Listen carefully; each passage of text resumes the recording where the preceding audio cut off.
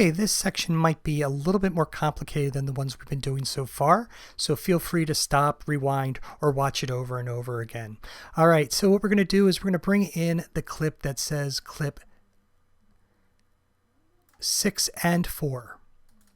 If we watch this, you can see that we have 6 and 4 here. So we could technically just bring in 6, set an out point for 6, then an in and out point for 4, and then put 5 in between it, but we're going to do something a little bit fancier.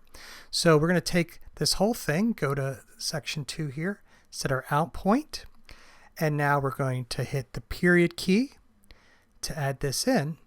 And now if I move this on the timeline here, you can see that I can get to the point where I'd want to add in 5 here. And so what we want to do is, using our arrow keys, move till we get right to the first clip where we want the edit to be. And then we can set in and out points on the timeline as well. So if I hit I here, you can see that we have that set. Now I'm going to go over and find 5, which is right here. And I'm going to just click here and go to 1, 0, 0, 0. Whoops. To get to 1 second, and then we'll hit the out point there.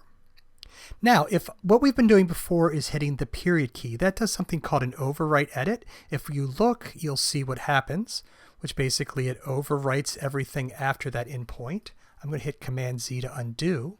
There's also something called an insert, which will push everything down. The way that you do that is you can either click on this little button here, or you can hit the comma key. And you'll also get a little hint for that right there where it says the comma in between the little parentheses. So if I do that, watch what happens. It pushes everything down. So now we've got 6, 5, 4. Let's press down key to get to the end of the 4 here, and we'll get to our next section.